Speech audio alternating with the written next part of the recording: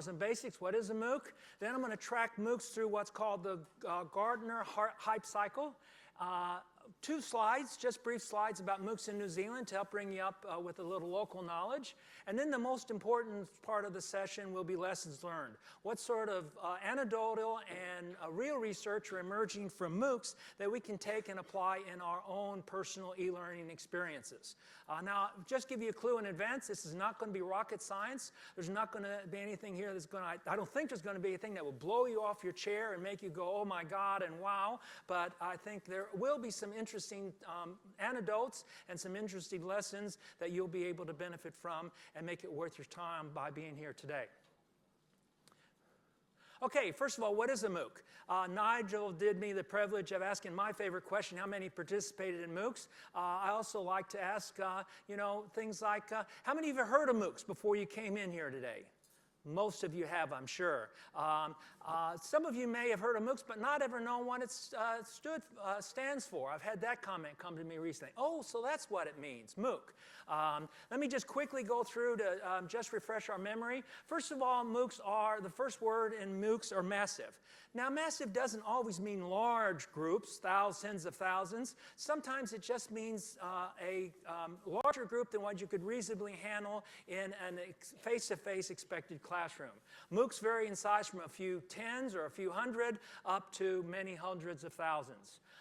A key word is open. Open enrollment, free open-in for everybody.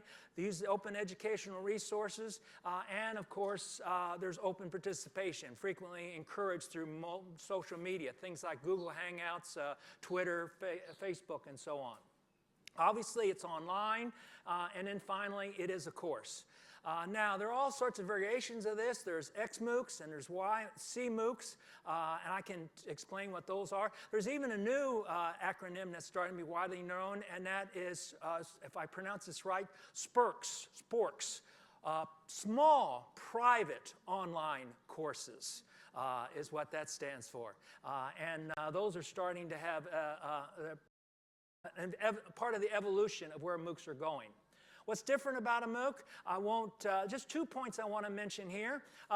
The second item, one thing that technology has always embedded in itself is the idea of small video lectures. Instead of the traditional record a person in front of a classroom and put it online and make it available. So small interactive videos. Another aspect that always intrigued me that I think I'll have more to say about later is about marking assignments.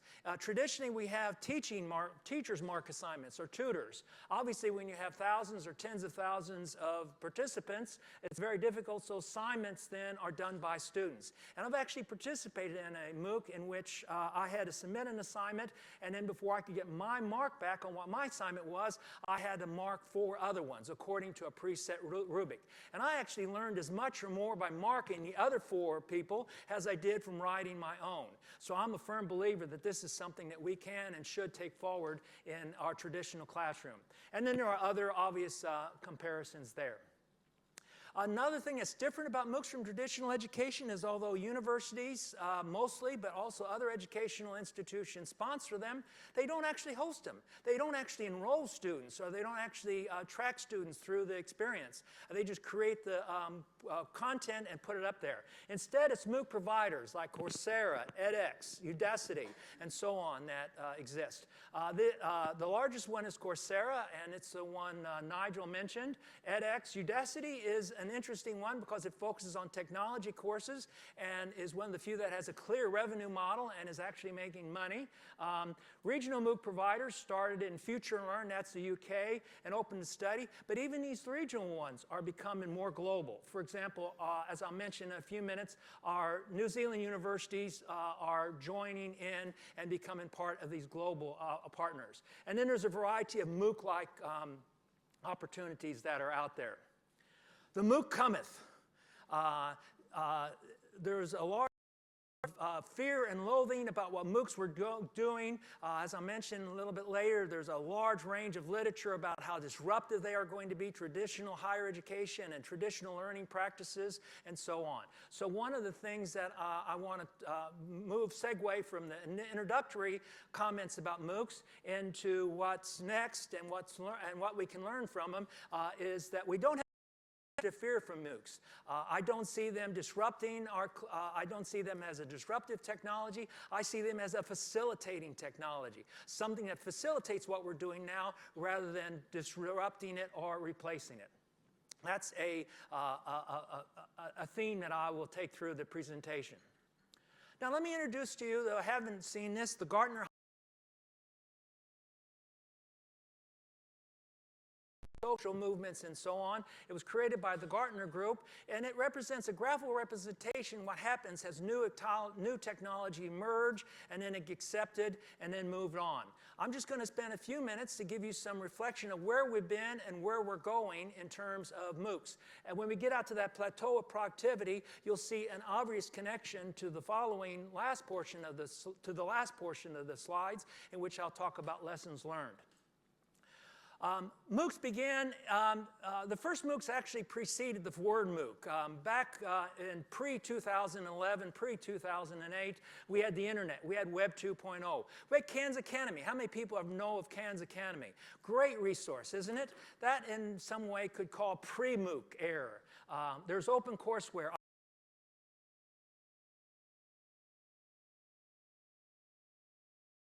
Trace its legacies back to these original founding areas. But in 2008, we had our first MOOC, our first one MOOC. George Simmons and Stephen Downes offered a CMOOC. C stands for Connectionist MOOC online, and they were the ones who actually termed the phrase MOOC to describe what they were doing. They were around for a little while, and they were on the surface, and then in October 2011, happened. Sebastian Ern opened an artificial intelligence MOOC at Stanford University, and it attracted 160,000 registrants. This was big news in the MOOC and educational environment world. And again, this is about where I picked up that I became aware of what MOOCs were and what their potential was. And so now we really start to climb the hype curve. Coursera, created by a couple of Stanford University professors, come through and launched with 4 partners in April 2011. Coursera now has 122 different partners contributing MOOCs into their thousands of MOOCs that they currently offer on their platform. A big item was November 2002, 2012, when the New York Times, 2012 was the year of the MOOC, and then all of a sudden it became widely recognized, at least in the United States, and some lesser so in New Zealand. In 2012 and 2013, we start to see, oh my gosh, we can make money. Universities are going to start using MOOCs to programs. There is a future here. This is going to be great. This is going to be disruptive, were the words that were described by it. And this was the peak of the hype cycle. Again, the peak of inflated expectations, disruption, new revenues, expanded programs. This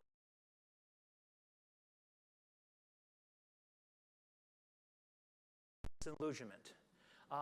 It started, one hallmark was started in September 2013. One of the most famous MOOCs was by a Princeton professor and splashed all over the headlines about how effective it was and how big it was.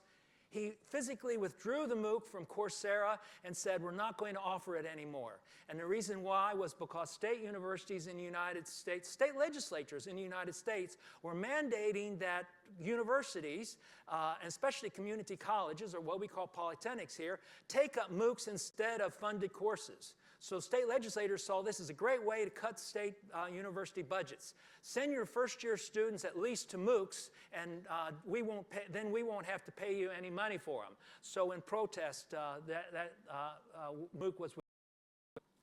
Then Sebastian Ern, again, the creator of Udacity, he came out and said that we don't educate people as much as I wished, a direct quote. In other words, he was viewing his course, Udacity, his MOOC provider, has a, if not a failure, it's not meeting the customer's expectations. 2013, research came out that no, MOOCs were not there to save the world. We weren't educating poor people in Africa or people in Palestine who didn't have access to university education. Instead, who were taking MOOCs? Mostly rich, white people with degrees. Oh, the disillusionment is really setting in here. Part of Coursera's mission was something like to change the world. They viewed themselves as much as a social savior for the world as much as an education savior for what was happening. Then there became a massive attention on the massive dropout rate. As Nigel suggested, and I'll say a little bit more about this later, many people enroll in MOOCs. In fact, most people enroll in MOOCs don't actually complete them. Many people enroll in MOOCs don't actually start them. A few words about that. And then there were a few MOOC disasters, MOOCs that were advertised and didn't come up, MOOCs that were over-enrolled and the technology couldn't support them, and so on. And then ongoing from the end of 2014 sort of onward has always been, okay, where's the money? What's the business model behind those? And that's sort of where we get to the bottom of the trout of disillusionment. But now we're starting to climb, going out into the plateau of productivity. I love this. Amazing. The slope of enlightenment. So let's come back to the slope of enlightenment. Here's what we're learning. First of all, as early as 2013, Coursera started offering signature verifiable certificates. Got a paid certificate as a result of it. So we're starting to see, oh yeah, this can work here. There can be money behind it. People can get certification for what they're doing. edX and Google partnered in MOOC.org. Now MOOC.org is still not birthed yet. I checked it a couple of days ago and it's still stages. But MOOC.org is a MOOC platform that will enable anyone, just not Princeton or a university, but anyone in any training organization to go out there and to offer a MOOC. You don't have to join Coursera. You don't have to be part of a MOOC provider. You can create a MOOC. You can put it out on MOOC.org and make it available to the world. Google and edX and MOOC that works. They've got the domain name, they've got a website, they invite people to express their interest in offering a course, but as of a couple days ago, I couldn't see that they're actually offering courses yet. So that is still in process, a work in progress. The job market started accepting MOOCs. Not only was Coursera certifying MOOCs, but also increasingly the job market starts to recognize MOOCs. Even if someone didn't complete a MOOC and had a certificate, they start to recognize the value of MOOCs. And they started to incorporate it into corporate learning programs. Learning analytics emerges. This is big data for MOOCs, and I'll have a few more words to say about that in a few minutes. This year then, one of the big headlines in the MOOC world was the Global Freshman Academy, Arizona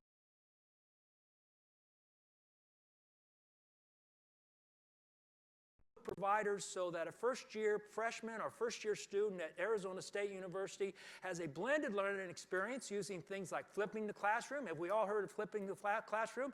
And integrating using MOOCs and MOOC-based technology into first-year freshman education at Arizona State University. They call it the Global Freshman Academy.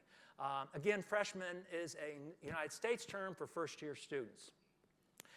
And also this year, we're starting to see a lot more attention on MOOC models. So, people like Udacity have always made money, but Coursera looks like it's starting to be able to generate some money. And universities are starting to find various pre-participation and pre-enrollment models to make it work. So we have the Gartner hype cycle. And here's where we're at now. But the end of that cycle is what can we as e-learners and educators learn from what MOOCs have provided us. And I'll get to that in just a few more slides. Just a quick slide on MOOC futures. Where are we at? First of all, mostly MOOCs are in a more stabilized world. As you'd expect, the hype is over, the delusion, troutment, and in the productivity, we've identified some good MOOCs.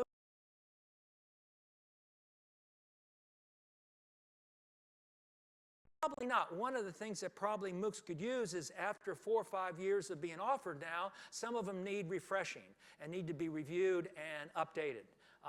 We are seeing a professional-based MOOC emerge. Again, MOOC.org becomes an open platform for MOOC development. And once it's beyond the shackles of university and educational institutions and start to enter corporate world, we're going to see MOOC opportunities emerge and develop and grow. MOOCs are also coming in and being focused more on competency-based education. Higher education, I love that word, isn't that nice? Higher education, what you need to get a job, competency-based, not just university-type education, not just MBAs. And then finally, there's learning analytics. Think about it. Whenever you have a MOOC, people at Coursera are monitoring every click that you make. And I'll make the analogy here. When I'm lecturing in front of a lecture hall and I say something, how many people got it? I have no idea. But if my video was on Coursera, and Coursera could see that 5% of my students paused the video and backed it up 30 seconds a minute and watched that piece over again, that tells me there's a piece of clarification that may be confusing. And I need to maybe next time I redo that MOOC, I need to learn from that and clarify what I was meaning there so we don't have so many people who pause and back up and re-listen again.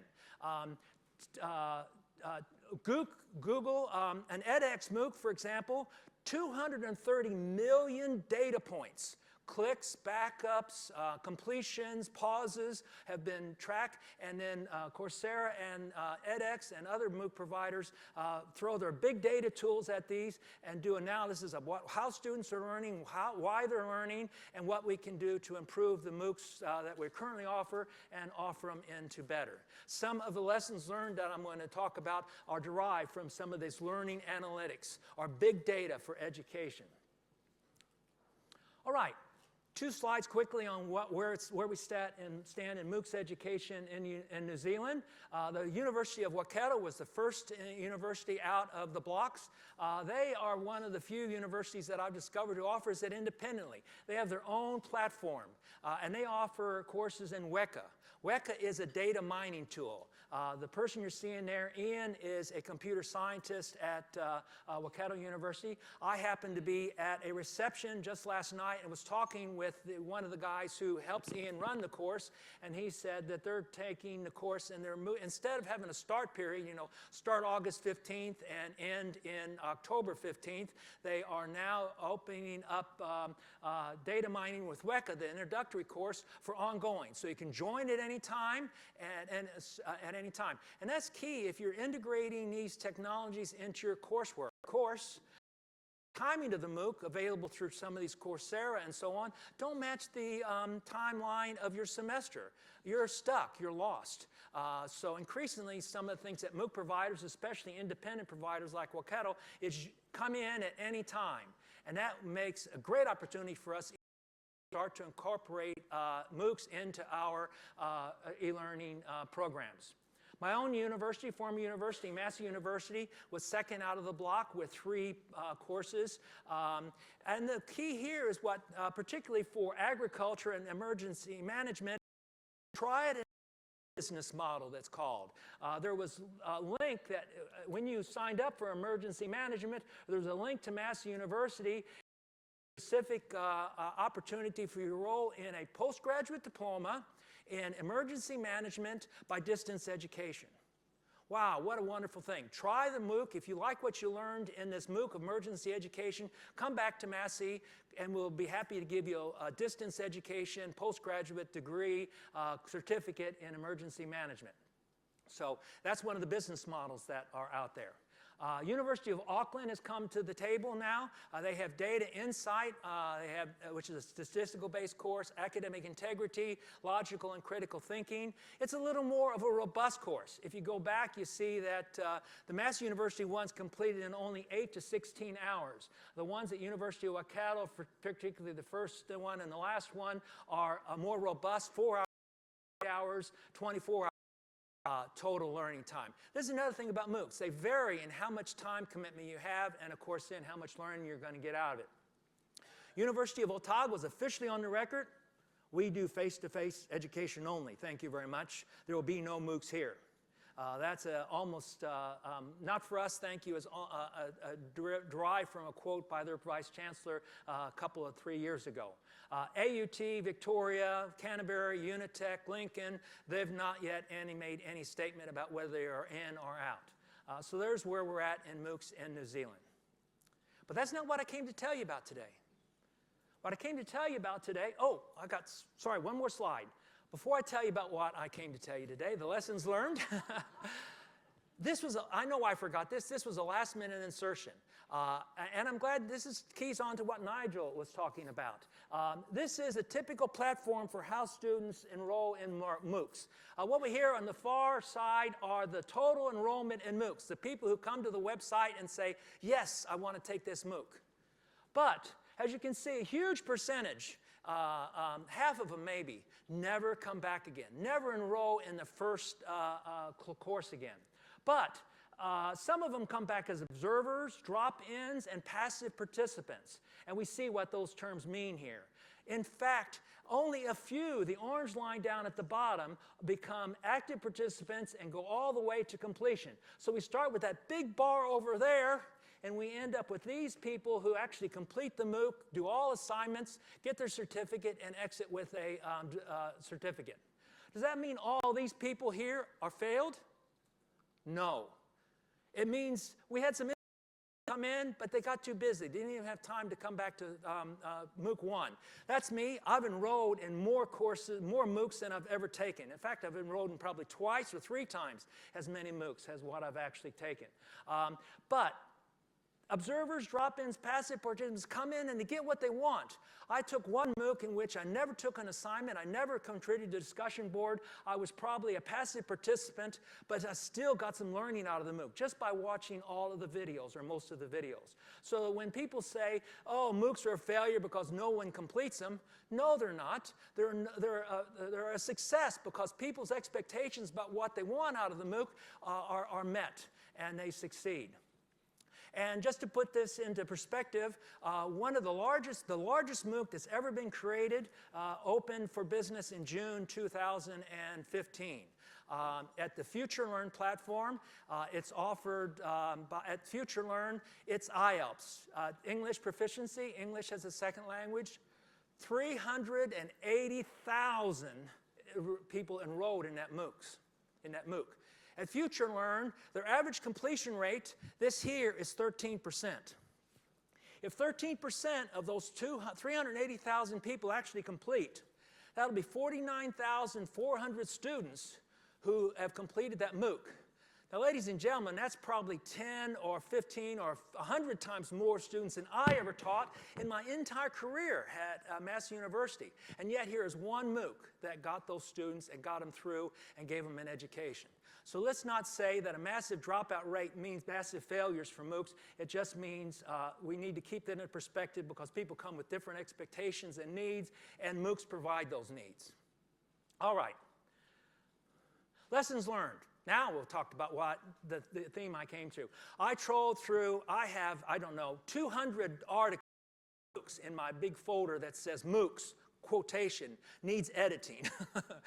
We have these, and I searched for various articles that I've been saving over the last few years, and especially since Burl and I arranged this topic to what we learned. What lessons have we learned? First of all, one thing we learned from MOOCs is that students drop out because they get busy. Intervention can get them back again. I've included here the source. I haven't got a full citation or URL, but you Google this title, and I'm confident you'll find the original article that I got this lesson from. And what MOOC people have learned is if you're monitoring the people through online learning and suddenly someone stops coming, they will send you an email message and say, hey, we see you haven't completed week. Lives about ready to begin. Come back and get week 4 done. So there's a sort of rapid and personal to keep people in the MOOCs. Now, isn't that wonderful? How many of us actually, when a student stops coming to lecture or stops logging on, takes the time and effort to say, Joe or Mary's gone away. What's wrong? Why aren't they here? Boy, if we could somehow build our online learning systems to monitor activity and to be able to follow up just with a quick prompt to ask if, we haven't seen you recently, please come back, some kind and gentle way of getting them back. It's something that we could learn, and I think that we would benefit from. MOOC surveys of MOOC takers have discovered it's not just a learning experience, it's an emotional experience. Many of them are there because of course they're there because they want to be and because they have the opportunity there. So the lesson for us is to look for opportunities to excite, thrill, and engage students.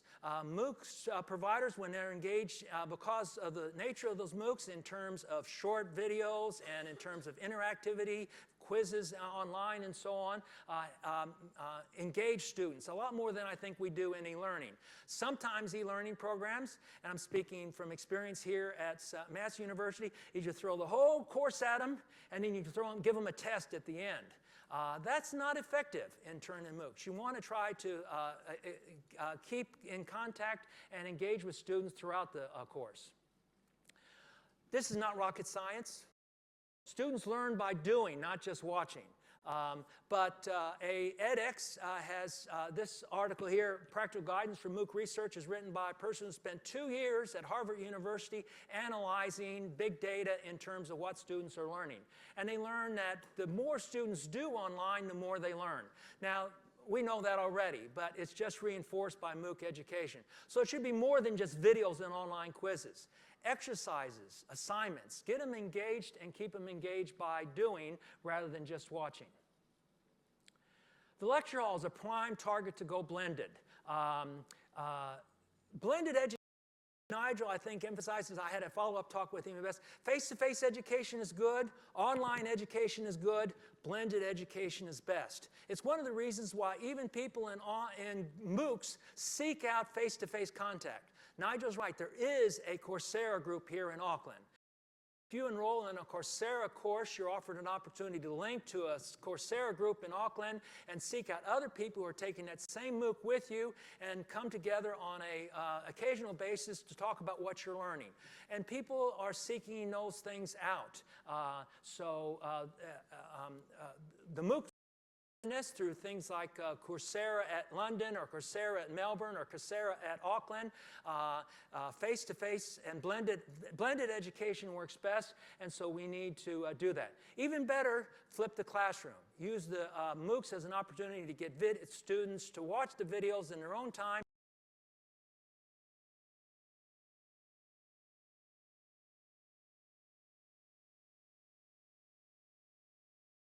Source I've listed here, but there's numerous sources out there that will tell you about, if you just Google, probably flip the classroom plus MOOCs, you'll have screens full of research and anecdotal evidence that helps support what I'm saying. MOOCs offer different models. Some of them have peer assessment, some of them don't. Some of them have short videos with interactive quizzes in the middle. Some of them only have quizzes at the end. I've never taken a MOOC that doesn't have quizzes, but I'll bet there's some out there that do. I've participated in one MOOC. I didn't finish it, but one MOOC was just simply a professor talking over a series of PowerPoint slides. Now, that's not good a model to follow. But I participated in others, like the Massey MOOC at Open to Study, in which there is a dynamic, clear blackboard, and the models are built and professionally drawn, and they build as they go. Beautiful model to follow in terms of how to get your staff out there and start taking MOOCs, if for no other reason than to be and start to learn. This is a professional development activity for you as e-learners, as much as it is as an educational opportunity for all of us as educators. Yes, 10 minutes. Okay, good. I'm going to have plenty of time for discussion. Student assessment is about as effective as instructor assessment and more engaging. And again, this is old. I couldn't find the article anymore, but there's a study going back to about 1998 or so in which a person did student assessment in their secondary school classroom, I think, for a number of semesters, and wrote up a nice little article to demonstrate that students learn as much or more from student assessment, peer-to-peer assessment, as they do by teaching. Coursera has that as well. Coursera has a data point diagram that shows students who engage in peer-to-peer assessment score higher and do better in models that use it rather than don't. Coursera encourages, when possible, to use peer-to-peer assessment. So try to include some element of peer assessment. It doesn't mean the final exam should be marked by students. It means that an essay, an interim session, an assignment worth 10 or 15 marks should be marked by students, can be and should be marked by students as well as by professors. Some quality controls are needed, maybe some moderation of the students who did exceptionally well and did exceptionally poor, is grades. But take a chance. Give 10 or 15 marks for peer assessment, and I think you'd find it to be as effective, if not more effective, than instructor assessment. It can be more work. It's easy to sit down and grade a bunch of papers. It's harder to create a rubric, do moderation, encourage students to participate, and so on. The threat that MOOCs have. My MOOC had a threat. I would not get my assignment mark unless I marked 4 other assignments. That would not be a model that Massey University would encourage me to use in the classroom, to withhold marks from students who have committed legitimate work. So it may be a little more work, but I think that I could recommend that you give it a try. Mastery of learning is best done through short videos. Never get a video up there that's longer than 15 minutes. That's about as long as a student wants to engage. If they do want to engage, they can go on and watch the next 15. If they want 30, 40 minutes of learning activity, they can go from one video to another. Some of the best times I've had on MOOCs is sitting and laying in my bed in the early morning with my tablet open, following 3 or 4 videos at a screen. Each of them 12, 15 minutes. And between them, I would break it up with a cup of tea or something like that. So, and I found that to be a much more effective learning than I could imagine sitting down and watching anything longer. Pop-up questions in the video or at the end are also an effective way to engage students through this learning activity. This comes to our learning analytics. E-learning offers many opportunities to understand how you learn. Incorporate as much as possible. It may be difficult or impossible to install learning analytics in the e-learning systems you're currently using, but the next time someone says, let's redevelop our learning platform, let's do something, let's buy a new vendor, something like that, and ask them about if you can get the data, access to the data that should be, have the system capture the data of what students are watching, how long they're there, when they're pausing, when they're backing up, and integrate it into your e-learning program. Make it more effective by using that massive amount of data that's out there. And that's it. Those are my lessons learned that I've come away with from my brief review of MOOC examination, my MOOC literature file that's on my hard disk, and from my personal experience. I think we have about 5 or 7 minutes for questions. 5 minutes. And remember, there is a microphone available, right? Yeah.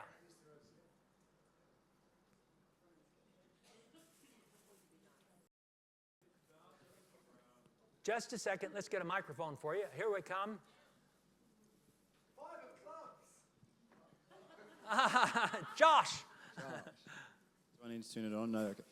My question was, is there data around the optimal length of stickability for a MOOC? Say again. I'm having a hard time hearing it. Is there data that tells us the optimal length for a MOOC for stickability, so for all completions? Not that I know. Short is good. Is about. I think there is. If I delved into literature, you might find there would be little difference between a 12 or 15-minute video, but then a significant more difference between 8 and 15. I think it somewhat depends on the course you're taking as well. If it's I took a course in enterprise architecture, and boy, after 15 minutes of that, I was exhausted. Technologies in business, 15 minutes just barely got me going. And I'd click through to the next one, and to the next. Yeah, so there's a lot more variables. I don't think there is an optimal. I think it depends on the bottom line is short is good, long is bad. Okay, thanks for that. Yes. It is Dennis.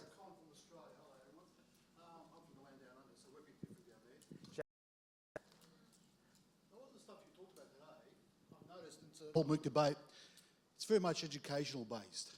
Now, a number of us here are probably corporate learning professionals. I think there's not much being talked about how MOOCs can be used in a corporate environment. There is a lot about the educational sector, and that's where it's probably been predominantly focused. I refer you to the June ASTD American Society of Training Development, which talked about it's the acronyms that are killing us around MOOCs. And as learning professionals, we're just sick of it. Basically, that's what they're saying. It says, learning professionals, we've had enough of that MOOC. We've been doing a lot of this stuff for a long, long time. All of a sudden, MOOCs have come around as an acronym. So 2 points there. One is it's very educational focus, I've noticed, with MOOCs. Not much around the corporate environment and how MOOCs can be used in a corporate environment. Secondly, isn't this something we've been doing for a while? I mean, get a bunch of videos, get a few notes, put them together, develop them into a course. Why do I need to call it a MOOC?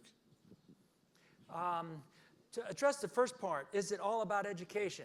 Well, it's not all about education. I think there are professional trainers out there who are incorporating MOOCs into not just education. The other option is training. Like Nigel mentioned, his use of iBeacons has a way to increase HR learning by engaging the new employee to go around. So corporates are certainly adopting MOOCs and they're offering MOOCs. But most of it's around education. It could be about training. I think that would be a platform like MOOC.org would allow a professional to create a MOOC that's focused on upskilling employees and so on. To the second part, yeah, we have been doing this a lot. This is not new. This is not rocket science. It's maybe old wine in new bottles. But we haven't been doing things like learning analytics. I think that's something new to contribute. We haven't had the reach that the corporate education program has had.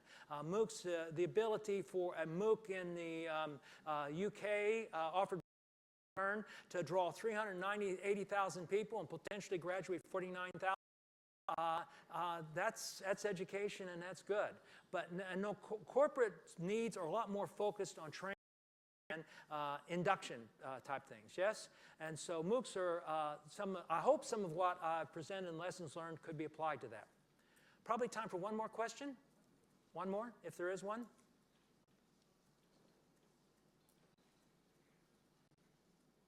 All right, good.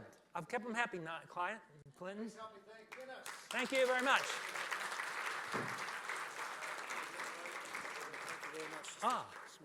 Thank you. Good.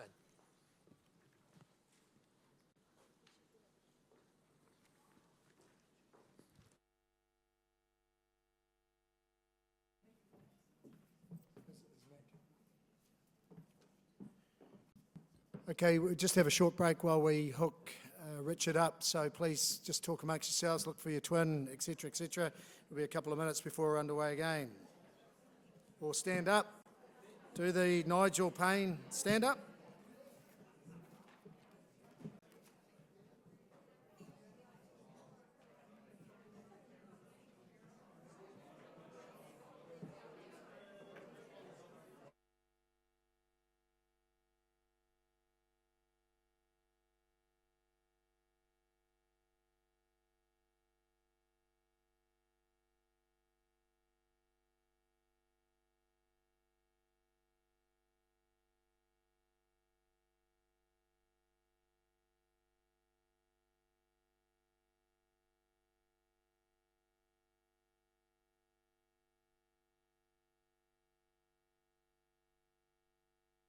Okay, everybody, thank you.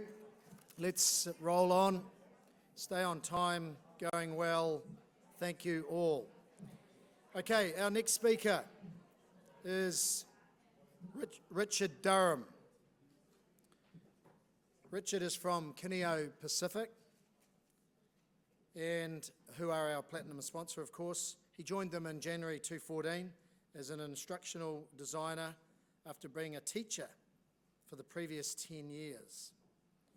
He really enjoys developing game elements to use within learning.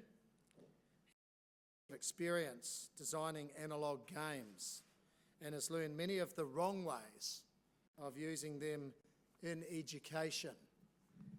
Something you know, or you probably don't know about Richard, is that he is in chord in the art of capoeira.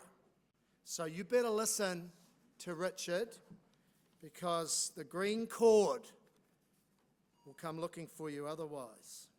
So with his presentation, lessons for e-learning, not another leaderboard, or how I learned to stop worrying and love gamification, please help me welcome Richard Durham.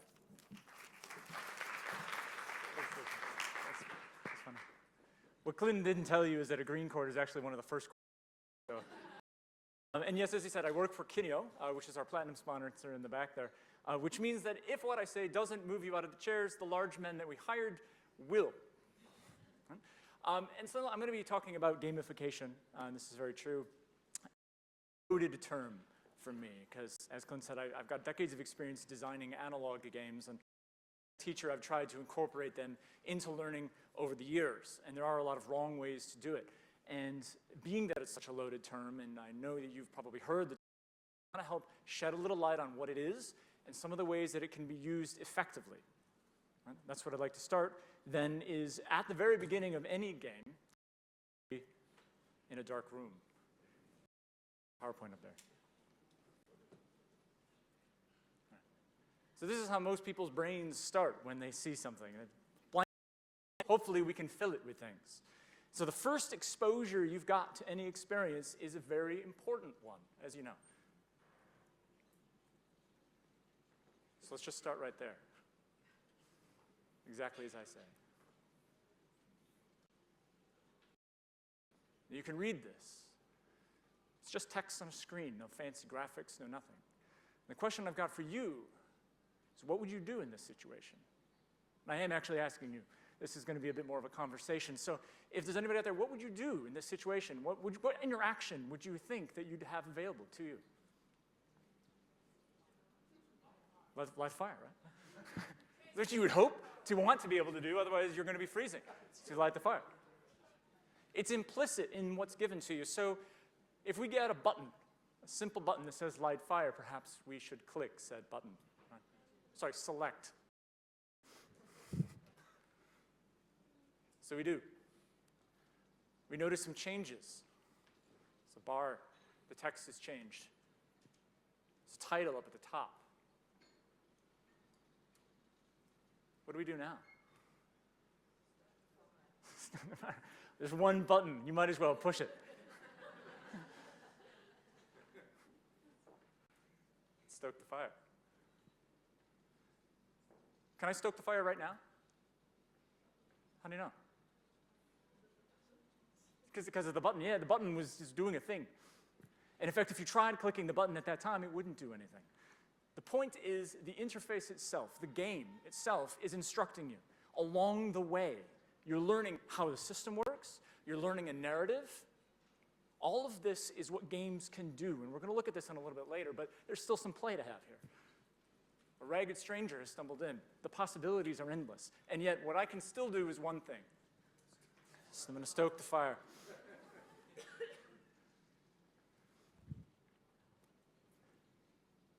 Uh-oh. A conflict. The wood is running out. There's some more information given to me. I'm now picking up some more and more context as we go. Did anybody notice anything else that appeared other than the Silent Form? Cool. So what are those locations? Due to the system, you can interact with those exponentially. This is what games can. So I'm going to go. Let's go out to the Silent Forest. Oh, it's gray and cold. Maybe I shouldn't have stayed inside with a but I bet that I can get some wood here. In fact, I have one button, and the button tells me, in fact, that I can gather some wood when I'm out in the forest. Now I have a problem. I have a solution to said problem. I'm growing a game. I'm with tokens, things that are resources in a game. All of these are things that maybe will lead to points. Maybe I'll be getting a score, maybe not. That's not the point of a game. Certainly you've used leaderboards and badges, and these are terms that hopefully you've heard of. And after you hear them enough, you start to say, okay. And that's where I'm at now, which is why this talk is called Not Another Leaderboard, please, not another one. There's other things that games can do, and leaderboards are one of them, and a very useful one. So what I want to know is where to go from here. We're going to go onward to gamification. I use air quotes, the dreaded air quotes on this term, because gamification, if you were a game designer, is one of the most maligned terms you could possibly use. It is a weak gambling addiction-related term.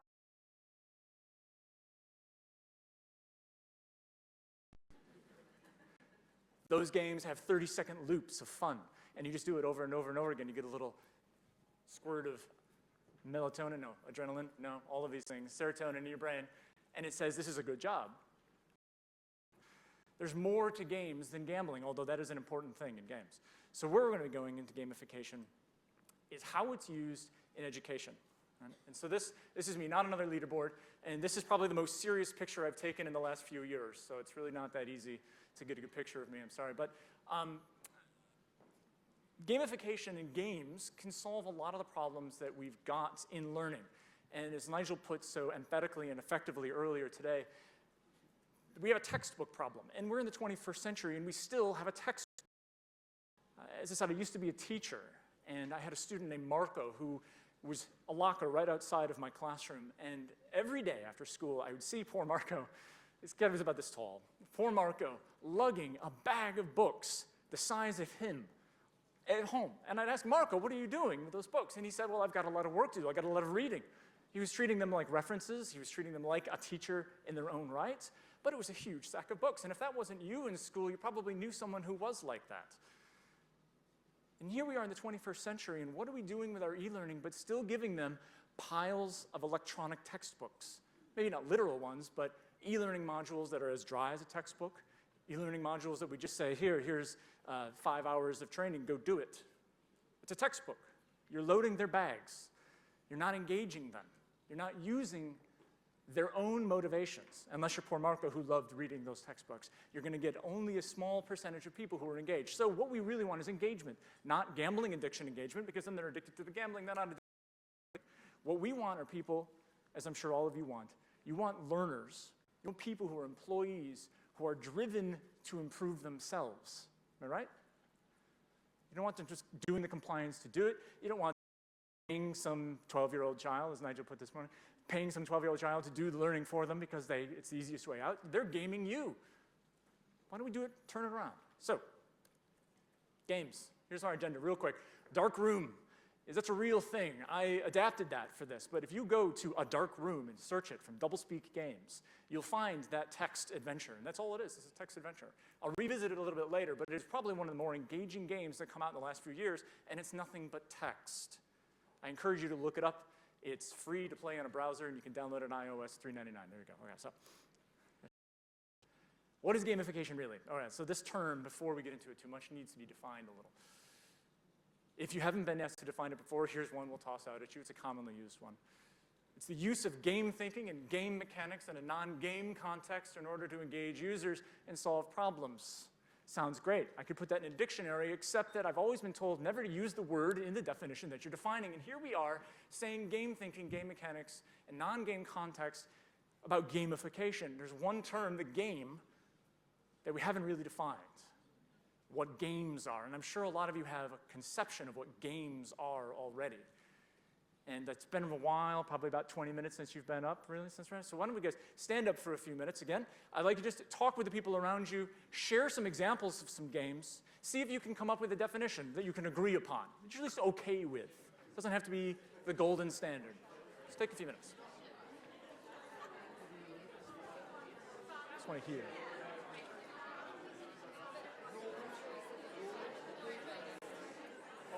Moving, so you're...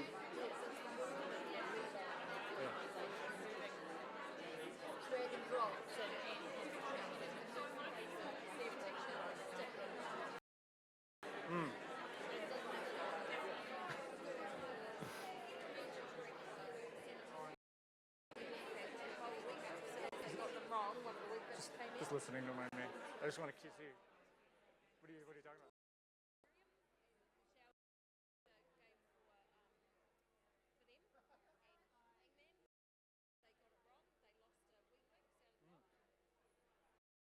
Fun?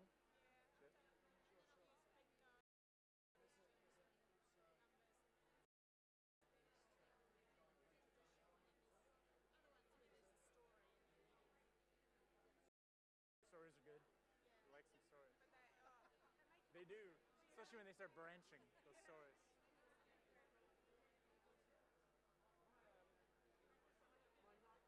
What's a game? What's a game? You just did it.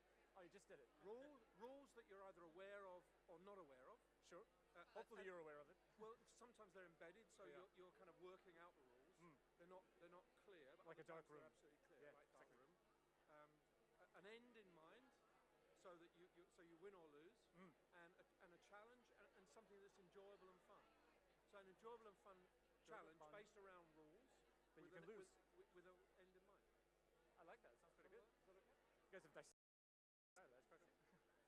Cool. I think I've got some 3 ones. That's good. What's you two? What are games?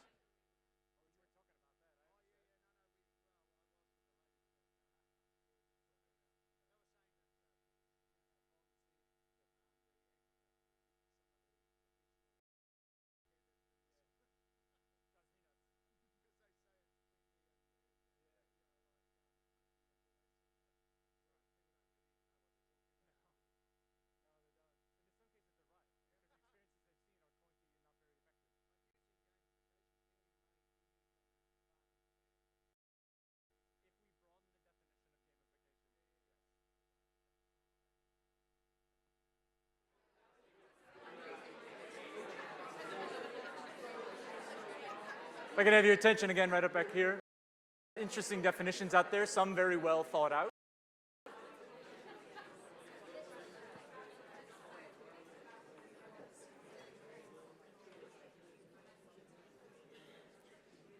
So when I went around, I heard about 4 or 5 different definitions of games and a lot of examples of games that you guys have been experienced with. But one of the common things that I heard out there was that they have rules, whether you know them or not, and that there's usually a goal in mind. You can reward these goals, of course, but that these rules, these goals are something you can then lose. Right? These are some of the more common things that I heard. So here's some other definitions of games, and you may be surprised that in game studies, and it is a thing, in fact, they have a fancy term for it, ludology, that there is no universally accepted academic definition. And that's fine, it's still a young science in terms of a study. I don't really call it a science, but you'll see Jane McGonigal, who's done a number of TED Talks too, which I highly recommend. She kind of gets to the games or systems with rules, which is what you guys have defined it at. Some people say that they are conflicts that the players are engaging in, which leads more to a narrative type of a definition. And then you have ones that it's just an art, and you have a goal. It's very the hippy-dippy approach, you might say. But his games are quite telling. He developed a game about the Columbine school shooting from many decades ago now, and it caused quite a controversy at the time. But man, did he get a message across. It was an art, right, to him. It had a goal. His goal was to raise awareness. Right? So for our definition that we're going to use today, I specifically chose Dr. Bartle's, and I say doctor because it makes him sound very important, because it uses the word play as well. And play is, to me, an integral part to games. And I don't mean play necessarily as we were having fun and tossing a ball around. I mean play as a human interaction, a human thing as mammals that we do. To learn is by playing. What happens when you freely and knowingly bound your behavior to a set of rules in the hope of gaining some benefit? A goal, you might say. And you can lose them because there are rules. These are implicit. This is a great definition because it implies a lot of things. It implies that you're freely and knowingly doing it. You're not being told that you're playing a game and then that's it. You ever been playing that game where someone races to the car and they say, shotgun, right? And they go to the car. You didn't know you were playing. You didn't until they yelled that. It's not really fun. Then this bound your behavior to a set of rules. There's a thing, research back in the 20s by Huizinga, he was a researcher who studied play as it related to culture. And he found that there's a thing called the magic circle. Basically, it's a set of rules in which you are engaging in that dictate a certain set of behaviors. Churches operate on this principle as well. Libraries operate on this set of principles. Anytime you go to a location where there's a certain set of expected behaviors, you're entering a kind of magic circle. Could you imagine going to the library and then having somebody running around the library, arms in the air, yelling? Naughty, naughty, right? You just have this instinct to do it, one, because it's a quiet environment. There's an implicit rule set to operating in the library. Anybody breaking it is cheating. This is important because a lot of the times when we tell somebody something is valued, we score it, particularly in games and gamification. We score tests in our assessments because we want people to value the knowledge that we're getting. But what we're really telling them is that you have right answers and that's what we want, no matter how you get it. And so you'll get people who game the system. They're breaking the rules, they're cheating, and you as the designer will be very upset that they paid a 12-year-old to take that compliance training, but they're not. They got a good score. So we got to find ways to motivate them to play within the rules instead of just telling them you're playing in this game now. Right? This is what we're going to look at. So how are games used now? This is a question I could open up to you, but I don't want to stress your vocal cords by talking to each other too much. So there are plenty of examples. I heard some people talking about things like drag and drop activities as games. But I'm thinking more broadly, outside of the e-learning kind of realm, what are some games that we know, that we use all the time? Come up with a few examples off the top of our head. Any mobile game that we use, any apps, right, online. Is there any other examples you guys know or aware of that are quite different from mobile games? Yeah, general board games that you buy for your kids, or if you're me, who ruffles their feathers whenever somebody says for your kids, because I play board games quite a bit still. Not just for kids. So, you're right, board games, these leisure activities.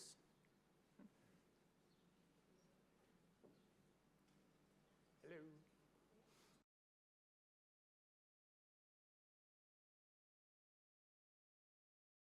Right, games are frivolous. They're often thought of as frivolous. There's silly things like this picture of a dog stuck in a cheesy buff. Well, they don't need to be that frivolous, though. Picture. That dog is adorable. Huh. The first tip that I can give you as designers when it comes to gamification is one you should already be doing already, which is get a hold of your outcomes. You know what your outcomes are. Of course, you do. But this isn't as clear-cut as you might think, because there's outcomes that you have, and there's outcomes the learner has. Very different outcomes, possibly. For instance, Was It Trouble is a game that's actually been studied. It's by Brainquake. It was studied by Harvard University, where they looked at how does it improve students, and granted these were children because it was simple arithmetic, but how does it improve their scores? And they did a rigorous study where they compared, they had control groups, so it was actual science, but what they were getting at was if they use this app for a little while, does it improve their test scores? No other differences. And they found that it did, significantly, by about 20%. They were able to do the arithmetic better. And the reason for that is because it wasn't about asking kids to say 15 minus 7, good, 15 minus 8, great, 3 minus 2, 96 minus 4. It wasn't drilling them because they're getting on with the symbology. They're not really learning arithmetic. They're not learning the numbers. So the outcome with Was It Trouble as a game was knowing that what we wanted kids to do was have a better sense of how numbers relate to each other. So you turn those little dials down there and it turns the bigger dial at top by 9 or it turns it by 12. Your goal, of course, is simple: collect the little things, the prizes and the keys, and let the was it out of his cell. But in order to do that, you need to do series of things. But you're doing them intrinsically. You're not looking at the symbols. The symbols weren't really what we wanted them to do. We wanted them to get a sense and be able to subtract or add. So because this knew the outcome was really get them to understand the numbers, and how many times do we write outcomes with the word understand? Don't do that. Use number sense, relate numbers to each other. That's why it was effective. It knew the outcome and it knew it was a little different than what you would think it was on the surface. Here's another example. This is a game. It's really just a picture of a shack. What's in this picture? I'm just going to pull. If you just looking at the picture, what do you see? Not a trick. People lining up to get soup. Presumably soup, right? does say soup house. What else? One word. Was that? Poor. Hopefully the poor people, yeah. Poor building, construction, poor people, possibly. Anything else? Earthquake. You see that? I don't see that one, but it's possible I could see an earthquake. See an earthquake? Cincinnati, I see that. We could go on for a little while about naming things that are actually in this picture, not like an earthquake, but the point is you might come up with more and more unique answers the longer you had to look at a picture like this. And this was used by a number of library systems throughout the world. In London, they use this. With a project called the metadata games. What they did was they were crowdsourcing information about pictures that they were cataloging in their image libraries. And so what they did, they have a website you can go to, it's called Stupid Robot, and you would train said stupid robot what's in the picture. Now, we could go on and name a lot of words, but it's much better if we apply some rules to this. For instance, give them a time limit. You know that in some gamification circles, you time people, it makes a little stress, makes them anxious. It's a basic one. And secondly, a rule 4 to 10 letters long. Okay, you've got a limit. The difference is you can't repeat the same number of letters. So if you use a 5-letter word, you can't use another 5-letter word. You've got to really stretch your brain to think of different ways to describe what you see in the picture. For instance, suit, dress, people, walkway, umbrella, things that are just tiny objects in there, right? Different letters. This means that people are rewarded with more points for being specific, using specific words that are not obvious necessarily at first glance of an image. Now, the reason that that's important is because this is what their goal was. As librarians, as catalogers, they had a goal themselves to get unique words. The highest quality metadata you can get is when you find a specific thing. Instead of that picture just saying dog, which is obvious, it is a dog, and that's correct, it's accurate, but it's not really that useful. Bloodhound, that's a useful word. It's a specific word. That's the kind of things we were looking for. So they said, how can we reward people for being specific and doing what they want to do too, which is name the thing as much as possible. So they forced a rule to encourage that. So when you're making games, that's one of the tenets, one of the tips. Incentivize the behavior that you want, or rather structure rules around what you want and incentivize it after they've obeyed you. It's like quite obey. It sounds manipulative, doesn't it? Let's get to leaderboards. I have to talk about them eventually. These are some of the things you'll always hear when you talk about leaderboards. Encouraging competition. Know where you stand. It's great. You could do the whole global leaderboard. In fact, I'm doing one right now. I'm wearing a pedometer because I'm part of the Global Corporate Challenge. Anybody out there also part of the Global Corporate Challenge? There's my team. We're not doing so great, team. We're like 37th in our company. Yeah. So we could have a global leaderboard. In fact, there is. And when I scroll down the global leaderboard for the Global Corporate Challenge, I see thousands of teams competing against each other. I know where we're ranked. I know where we stand. Leaderboards are used all the time in iOS games, particularly ones by Zynga Gameloft here in Auckland. They make games with leaderboards. In fact, Gameloft has gotten quite good at it, as you'll see in a second. I'll talk about that. But Cityville here, here's a quite example. Has anybody played Cityville or Farmville or any of those games? You get points for doing tasks that you're going to be doing anyway. But if you do them in a particular way, we'll give you more points, and you can earn your right to the top of the leaderboard, and then you get rewarded for being high on the leaderboards, such as most productive city or fastest growing city. Just give you twists on ways to do it. And a time limit, of course. But there is a risk with leaderboards, and this is the risk that I feel a lot of learning programs fall into, and that is they figure that they can just take a leaderboard and slap it on top, and then you have great learning. Or you have great incentivization. Well, there's a few ways that can go wrong, and the first is if you don't want people to compete but to cooperate, you don't necessarily want to have them competing against each other for first place on a leaderboard. The second is because of this. This is some research called the N Effect from 2009, Michigan University there. They researched a number of people taking quizzes, and they would rank these people, and they would then say to some of them, you're competing against 100 people. Other groups, they would say, you're only competing against 10, and you'll get $5 if you do well in the top 20%. They did a number of other correlated studies, but what they found was basically this relationship. The more competitors that you feel you're up against, the less you're motivated by the actual leaderboard. This effect can be illustrated by saying, here's the Fortune 500 list, of course, a very big thing for businesses to be on in the United States. If you were ranked 3 or 4, you're going to compete a whole lot because you're near an arbitrary standard that we have told you is important, number 1. Who doesn't want to be number 1 on the Fortune 500? Rivals at 103 and 104, what do they care at all whether they're 102nd or 106th? They don't. Because there's too many people. They're not related to these other companies very much. There's too many. So the idea is to use leaderboards sparingly in small groups. And when I said that Gameloft has gotten very good at it, they have a game recently that was called Rival Knights. Simple game, you go and you joust against your friends, and if you beat them, it then tells you, or tells them that, hey, your friend beat you, do you want to challenge them? So it feeds back into itself. But the reason it was great is because it never really put more than 10 people on a leaderboard. 10. We can count that many on our hands. That's a good, relatable number. They've done some research at Gameloft where they figured what is the largest global leaderboard you could possibly do and still motivate behavior, and that's 150, give or take, which isn't surprising for people who have studied group sizes. You need 150 people in your brain, is about as much as you can hold. There are some organizations that have made their teams, they just stop growing their business and build a separate factory if they get more than 150 people because they understand that you don't have that many connections as a human to really know each other and be friends and be competitive with each other past 150. So if you have an organization with that too many people, more than 150, you probably don't want to have a big corporate-wide leaderboard. That's a tip. Here's an example of leaderboards and challenges and things that have worked really well. Club Psych. Club Psych is a great show. If you haven't seen it, you definitely need to watch this show. It's been on USA Network for about 10 years or so. It's off the air now. But you can get points. Basically, what you would do is you would watch episodes, something you're going to be doing anyway. You get points for doing so.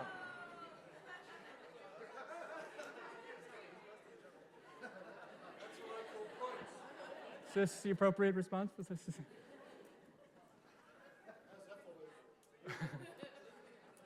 Somebody got number 1. So when you get to the top of this Club Psych leaderboard, you're going to get real prizes, real things that incentivize them because they care about it. They care about it. Virtual prizes that they cared about because it related to what they already liked. What we're getting at is identifying what it is these users, these players, these learners, whatever you want to call them, what do they want? Let's get to the juice. Right? The thing you need to know is that engagement can't be gamed into existence. What I mean by that is this, and this is a bit of marketing, not going to touch on it much. This was just recently New Zealand Marketing, this last issue, where they looked at loyalty programs, and they found that the vast majority of loyalty programs fail. They fail in that they trim the company's margins, they're spending a lot on this, and they're not getting the rewards that they want because people are having no brand loyalty. Then again, if I'm buying toilet paper, I really don't care what brand it is, right? Even if you give me a card that you punch when I buy it. The point is, this doesn't, gamification, if you make it obvious, too obvious, you're not going to get a lot of buy-in. And in fact, I see this all the time when I see people roll their eyes when they say gamification, oh great. It's clunky. It's manipulative looking. People don't pay it any attention because it's just play a game. I'm doing compliance training. What do I want to play a game for? Right? That's true. Done in the wrong way, it can be bad. Right? What we need to do is reward people not with just points for buying toilet paper, but instead with personalization, with emotion. Right? Marketing and learning go hand in hand when it comes to this because you're really trying to appeal to somebody, find out what they want, and give it to them. Right? So, 2 very quick examples of marketing. Some of the most successful loyalty programs out there, Air New Zealand and Tesco. This one sending you mailings with customized items because of what you have been buying. Big data tracking you to make it a more personal experience. I know big data was mentioned earlier as well. Air New Zealand giving you status for being a Silver Club member. Man, I can't wait till I can get to the Koru Lounge. Fly me somewhere, Nolan. I need to get that silver points. Thank you. If we do the same thing, relate it back to what they want, we can do it. So the question is then, what do we want? Right? So what are we missing? That's the next step. We're about halfway there, and I am running out of time. So let's keep going. Missing something. The magic sauce, human experience that engages engages you for the long term. So here's a picture of a baby giraffe. Oh. So that definition again, I want to revisit it because play is the point. Games are playing. You can lose at them for sure. There's a structured rule set, which is great because it means you can manipulate those rules. But really, play is fun.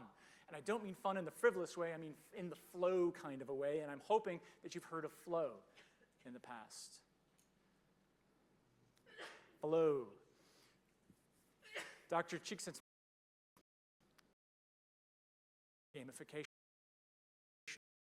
It's often the only one that people use. So let's look at the others. Let's look at the appeal to play.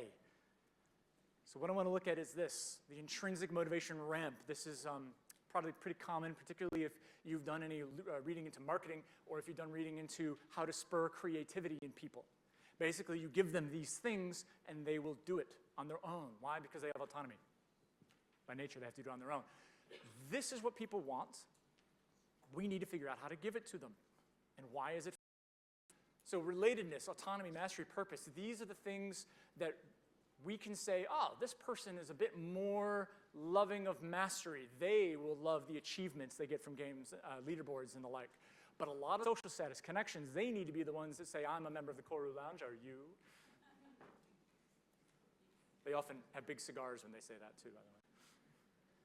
This is another model, which I'm going to blend in a second. This is the 4 keys to fun, in a frivolous way, especially when we call it serious fun, hard fun, people fun, and easy fun. These are different approaches to engagement. Right? Everybody experiences these in different capacities. This is not a one or the other. This is definitely a spectrum. Play encourages these, all of them, hopefully, in some facet or another. You need all of these experiences. So this is actually a bit of research that was done by Nicole Lazaro. Big chart. This is the actual thing where I nicked it from. I highly recommend reading into it a lot more. They have a white paper about using fun and engagement. The thing is, all of this research I'm talking, it's not just that people are going away from e-learning designers, developers, because they understand how to motivate people. And it's not just leaderboards, but it's the engaging experience. So in the middle, you got player experience with all the fun, and then all tell you what kind of skills and emotions and actions you can have people going through. So the 4 keys to fun, check it out at zeodesign.com. They'll pay me later. Everybody got the picture of that? Cool. So stream through these. There's a lot of I'm just going to gloss over some of the ways you can use this. Relatedness, our socializers. Basically, these are the types of needs they have, which were from the other models. These people, they want to talk with others. They want to compare with each other. Your mechanics and social networks, discussion boards, peer feederships. They're comparing, contrasting your audience when you're designing your learning. An example that we did at Kineo was our Future in Tech program with iPens, where we had ambassadors, and we had an entire peer network with them to help each other out. They were all going into the classroom, and they were all trying to do it for the first time, and so they had no idea how to do it. They talk about science to kids, especially what they do. But they need to learn it, and so they did it with each other. They all support each other on online discussion boards that we set up. And it's because it's relatedness and peer networking that screenshot is so ugly. It's because it's a discussion board. We were facilitating them getting together. It doesn't need to be flashy to be effective. It doesn't need to be expensive to be effective. It just needs to tickle that fancy in the back of their head that says, I'm talking with people, I'm collaborating. Right? Very quickly, moving on to autonomy. These are the people who like having creativity and choice. These are the people who would rather you just get out of their way and they can get on with their job. They like easy fun, which isn't actually easy. It's more of an exploratory curiosity. They're driven on their own. You may know these people. These free spirits, you might call them, or they're self-starters sometimes. But either way, you give them something to explore. You give them choices in your learning that they are engaging with it, exploring, ticking little boxes. A dark room is a great example of something that tickles the fancy of free spirits because they're exploring an entire system. Right? Having them do long-form answers, essays, not multiple choice. Why would you do that to somebody who's trying to formulate and explore all the different facets of some knowledge? Give them a multiple choice question is tantamount to saying that it's not worth anything. Right? Some examples, a game example, 80 Days is a great iOS game by Inkle Studios. It's a narrative, it's an entire narrative of 80 days around the world told in a kind of a twisted steampunk world. Basically, it's a text adventure pictures, but you're steering said text adventure. All of your decisions allow you to affect the narrative. Think of a branching scenario times 1,000. It's amazing, and I highly recommend you look at it as further research on your own. These are the achievers who and badges and leaderboards and set objectives. Notice this is only one of the broad categories, and this is what people focus on all of the time because it's what they see in those gambling addiction type of games. Because it leads to this basic cycle of you're frustrated because you're not doing very well. Then you get fiero. This is the fired up nature that you get when you want to succeed, and then you get relief when you succeed. A little dopamine in your head. Right? One branch. Master example, here's one that's great for simple tasks where you want to get better at it.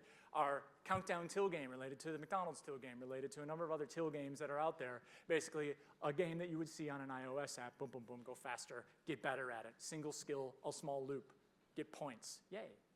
Right? But one way that games are used. The last one here, philanthropist. This basically serious fun. They get excitement from changing the world, changing people. Sharing forums, wikis where they can just share what they know because it's valuable information and they want to give it away. Also doing tasks that are repetitive. There's a rhythm, set collections, things like that are great for philanthropists as mechanics. They need to know why though. Here's some great examples of that. Tilt World, made by Nicole Lazaro, who is the instigator of Zio Designs there with their 4 Keys to Fun. And Givling, I'm enrolled in Givling. I've got a lot of student loans. I can't wait till it's my turn. My wife is playing this game all the time, and it works. They've paid off 3 or 4 people's student loans in the $30,000, $40,000 range by people playing games. They've got a bigger purpose, though. Simple trivia games. Doesn't need to be anything fancy. There's a purpose. Here's the last picture you can take of a chart. The learners and ramps on the 4 keys. This is a mushing of those 2 models. And it shows how people are interacting with the system or they're interacting with other users in a structured or unstructured way. Again, I nicked this from online. This gentleman from Gamified UK. Andre, can never pronounce his last name. Look it up, Gamified UK. Almost done. And I know I'm almost done because I have a picture of a baby otter. So darn cute. Did you know they hold hands while they float, while they sleep? It's adorable. They don't drift away.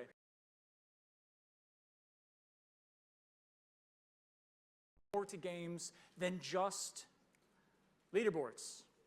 So the question of what else can games do is you can tell narratives. And I don't just mean branching scenarios, but that is a way to do it. I mean in telling narratives that relate to the people. I mean giving them an experience that allows them to feel good about themselves at the end because they're making a difference. Going back to a dark room. This is an actual screenshot from a dark room. I've played it for a while, and you'll notice that you get a lot more buttons than just stoke fire in the upper left-hand corner. Right? It grows, and it grows, and it grows, but it never feels overwhelming because you're doing it at such a pace that you are in control of. It's an amazing experience to kind of open it up on your own terms. That's one of those key things. You're giving autonomy to the user, to be able to give it up.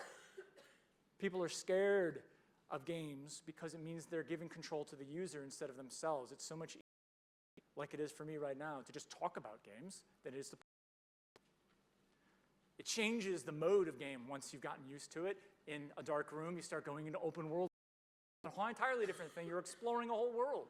There is a narrative in that game, and I'm not going to spoil it, so I'll just go right to the end here. These are the 3 questions to ask yourselves when you're thinking about game. You can talk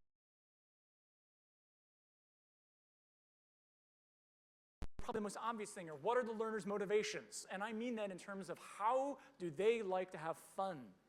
How can we then incorporate that using our content, using our material? There's more than just a high score. Unless, of course, you're talking about salespeople. That's really all they care about, right? What are we measuring? This is probably one of the more important questions. We think we're measuring our success in a certain test or outcomes and things like that. Whenever you measure something, you're telling the people that it's important. Going back to a classic game, Dungeons and Dragons from the 70s, they would measure success in points and gold, which you got killing monsters. You can guess what people did. every game experience in a game that is killing monsters. You're guiding the behavior based on how you reward. So what are you doing?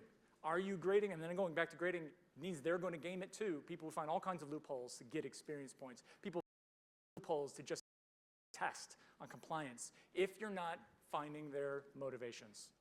Okay? So the last slide I've got is this, journey. This is actually a game, journey. It's what we do as designers. We bring the learners on a journey. Hopefully it's their journey, though, a guided journey that they are the ones steering. That's what games do. They allow people to steer their own learning in a structured environment that you've set up.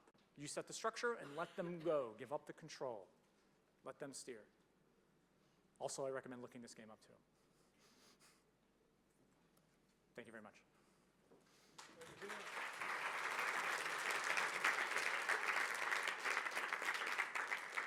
A couple of minutes for questions for Richard. Anybody with some questions? Game. I'll be here all day, folks. You can ask me games. Yes? Sorry.